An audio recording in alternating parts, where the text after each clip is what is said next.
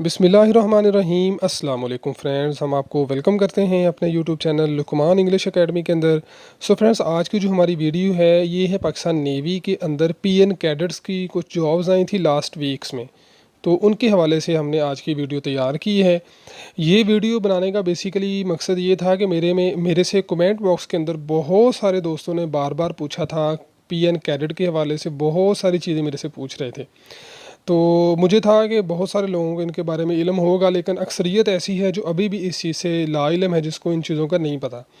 तो इस वजह से फिर मैंने जो है ना वो आज की वीडियो पीएन कैडेट के हवाले से बनाई है। तो इसके अंदर हम बात करेंगे इनकी ट्रेनिंग क्या होती है, इनको रैंक कौन सा मिलता है, और फिर सैलरी क्या होगी इनकी, प्रमोशन इनकी कैसे होती है, इनकी ड्यूटी टाइमिंग क्या होगी, और पोस्टिंग कहाँ पे होती है, और एट दी एंड हम बात करेंगे यूनिफॉर्म के हवाले से।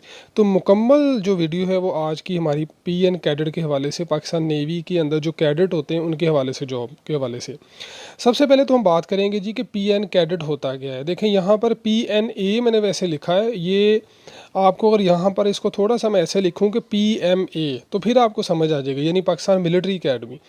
देखें, जैसे पाकिस्तान मिलिट्री के अंदर यानी पाकिस्तान आर्मी के अंदर पीएमए होती है, इसी तरह पाकिस्तान नेवी के अंदर पीएनए होती है, यानी पाकिस्तान नेवल अकेडमी होती है। ठीक हो गया। अच्छा, अब देखें, जो पाकिस्तान आर्मी के अंदर जो बंदा, जो कमीशन ऑफिसर का जो उनका रैंक है बेसिकली, वो उनका स्टार्ट होता है उनका सेकंड लेफ्टिनेंट से। ठीक हो गया। और जो लोग वहाँ पर जाते हैं पाकिस्तान आर्मी के अंदर ट्रेनिंग के लिए, वो पीएमए के अंदर जाते हैं। यहाँ पर जो लोग आएंगे वो पीएनए के अंदर आएंगे, यानी पाकिस्तान नेवल अकेडमी के अंदर। ठीक हो गया।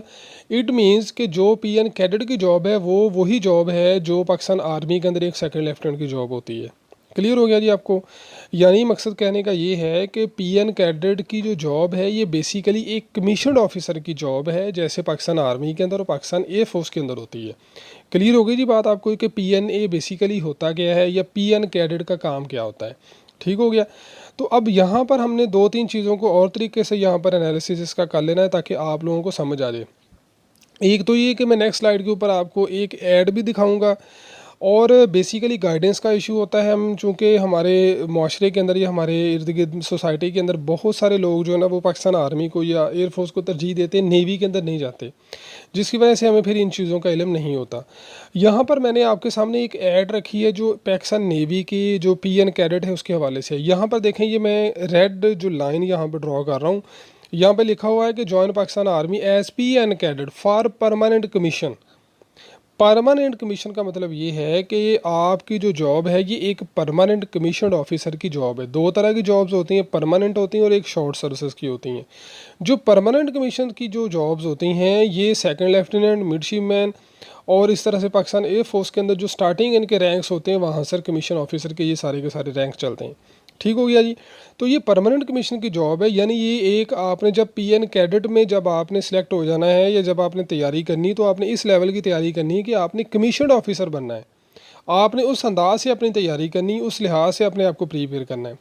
अच्छा, इसके अलावा बहुत सारी चीज़ें और भी मेरे से पूछी गई कमेंट बॉक्स के अंदर बार बार, तो मैं चाहता हूँ कि आपके अगर जहन में ये चीज़ें हैं तो आप भी इसको देख लें।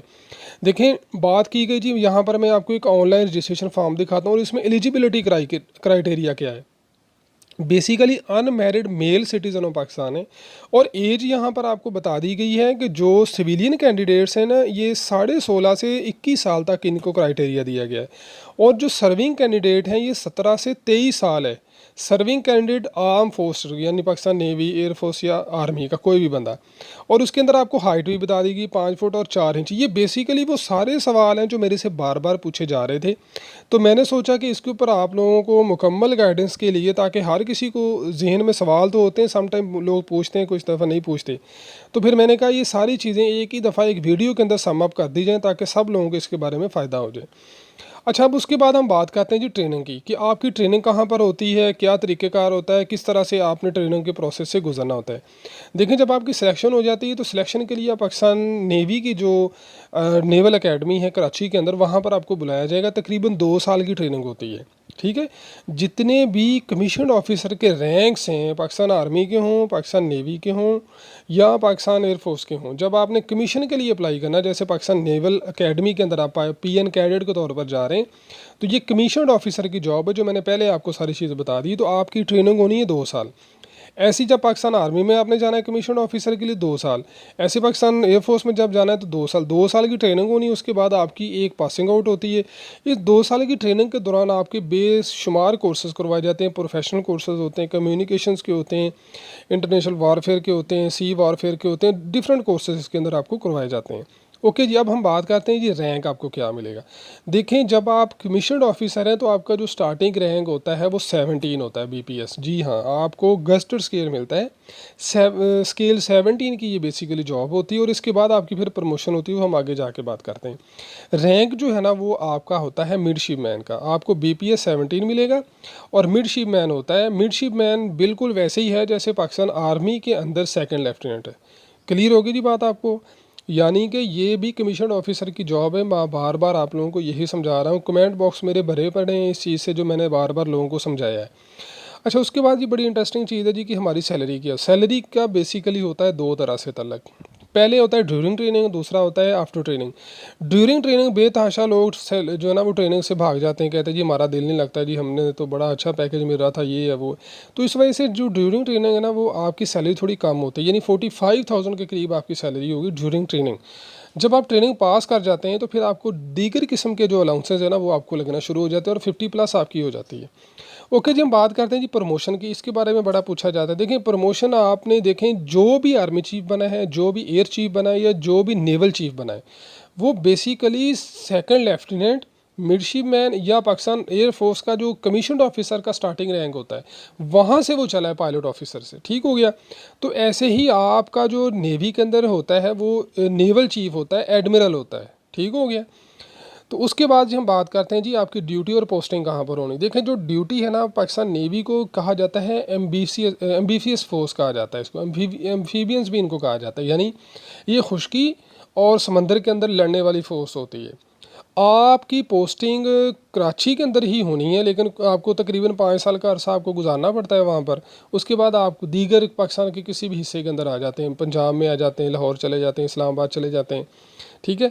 तो ड्यूटी क्या होगी जी, आपने सी के अंदर भी आपको करनी पड़ेगी और बाहर भी आपको करनी पड़ेगी। ठीक है। ये फिर आपकी जो ब्रांच आपको एलोकेट होती है जब आप ट्रेनिंग के अंदर पास आउट हो जाते हैं, तो साथ ही आपको ब्रांच भी आपकी मिल जाती है कि ये आपकी ब्रांच, इस ब्रांच में आपने ड्यूटी करनी है।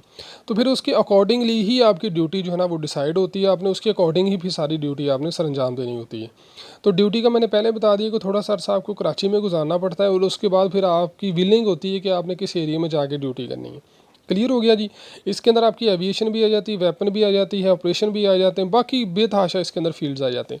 अब एंड पे हम बात करते हैं जी यूनिफॉर्म कैसी होती है। देखें, यूनिफॉर्म के बारे में भी मैंने आपसे कहा शुरू में कि हम लोगों को इल्म नहीं होता। हम समझते हैं जी कि जो वाइट सी यूनिफॉर्म है ना, बैंड बाजे वाली जिसको कहा जाता है, वो ही है। हालांकि वाइट यूनिफॉर्म इनकी और जो जिसको आप दूसरा बैंड बाजे वाली कह रहे हैं, बड़ा फ़र्क होता है भाई। 4-5 किस्म की इनकी यूनिफॉर्म है, कुछ के सैंपल मैंने यहाँ पर दिखाए हैं। ठीक है ना, एज़ पर ब्रांच। अभी तो बल्कि ब्लैक जो उनकी वाइट है वो भी सिर्फ ऑफिशियल ही रह गई है, बाकी इनकी यूनिफॉर्म जो है ना वो सामने आ गई हैं और उसकी वजह से यूनिफॉर्म के अंदर डिफरेंट किस्म की चेंजिंग्स आई हैं। तो बहरहाल ये